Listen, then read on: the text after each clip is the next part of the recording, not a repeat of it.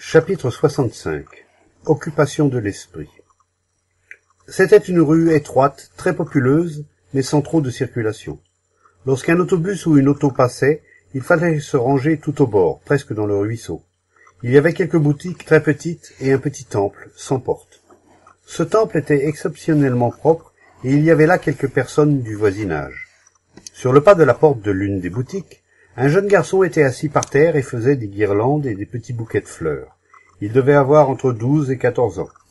Le fil était dans un petit vase rempli d'eau, et devant lui, en petit tas sur une étoffe humide, il y avait des jasmins, quelques roses, des soucis et d'autres fleurs.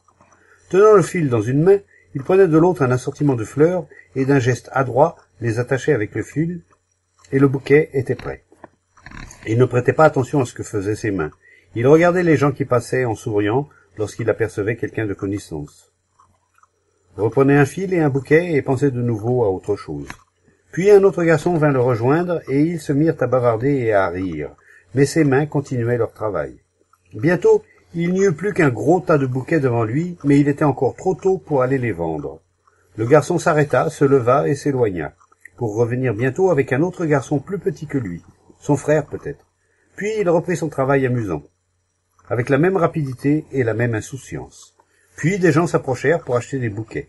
Ce devaient être des clients habituels, car il y avait un échange de sourires et de paroles. Pendant plus d'une heure, il ne quitta pas la place. Le parfum de toutes ces fleurs flottait dans l'air et nous échangeâmes un sourire. La route menait à un sentier et le sentier à la maison. Comme nous sommes attachés au passé.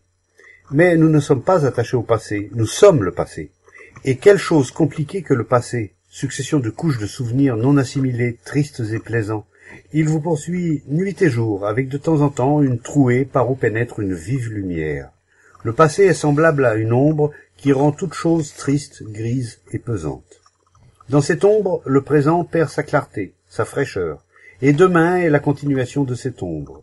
Le passé, le présent et le futur sont liés ensemble par le fil de la mémoire. Tout le bouquet est mémoire, avec un peu de parfum. La pensée va du présent au futur et revient de nouveau en arrière, telle une bête attachée à un pieu et qui se débat sans succès. Elle s'agite à l'intérieur de son cercle, large ou étroit, mais elle ne peut jamais échapper à son ombre. Ce mouvement, c'est l'esprit accaparé par le passé, le présent et le futur. L'esprit est l'occupation. Si l'esprit n'est pas occupé, il cesse d'exister. Son occupation est son existence. Qu'il s'occupe d'insultes ou de flatteries, de dieux ou de boissons, de vertu ou de passion, de travail ou d'expression, cela revient au même. C'est toujours de l'occupation, de l'agitation, des problèmes. S'occuper de quelque chose, que ce soit de mobilier ou de Dieu, est un état de petitesse, de médiocrité, un manque de profondeur. L'occupation donne à l'esprit un sentiment d'activité, le sentiment de vivre. C'est pour cela que l'esprit accumule ou renonce. Il se maintient grâce à l'occupation. L'esprit a besoin de faire quelque chose. Ce qui l'occupe importe peu. L'important est qu'il soit occupé, et les meilleures occupations sont celles qui ont une portée sociale. Il est de la nature même de l'esprit d'être occupé à quelque chose, et son activité vient de là. S'occuper de Dieu, de l'État ou d'acquérir des connaissances est le fait d'un esprit petit, médiocre, sans profondeur. L'occupation implique la limitation, et le Dieu de l'esprit est un Dieu petit et médiocre, si haut qu'on le place. Sans occupation, l'esprit n'est pas, et la peur de ne pas être pousse l'esprit à l'agitation et à l'activité. Cette agitation a les apparences de la vie, mais ce n'est pas la vie. Elle conduit toujours à la mort, une mort qui est la même activité sous une autre forme. Le rêve est une autre occupation de l'esprit, un symbole de son agitation. Le rêve est la continuation de l'état conscient, l'extension de ce qui n'est pas actif pendant le temps où nous sommes éveillés. L'activité des couches supérieures et inférieures de l'esprit se rapporte toujours à une occupation. Un tel esprit ne peut avoir conscience d'une fin que sous la forme d'un commencement prolongé. Il ne peut pas avoir conscience d'une fin, mais seulement d'un résultat, et le résultat est toujours continu. La recherche d'un résultat est la recherche de la continuité. L'esprit, l'occupation, n'a pas de fin, et ce n'est qu'à ce qui a une fin que peut venir le nouveau. Ce n'est qu'à ce qui meurt que peut venir la vie. La mort de l'occupation de l'esprit est le commencement du silence total. Il n'y a aucune relation entre ce silence impondérable et l'activité de l'esprit. Pour qu'il y ait relation, il faut un contact, une communion. Mais il n'y a pas de contact entre le silence et l'esprit. L'esprit ne peut pas communier avec le silence.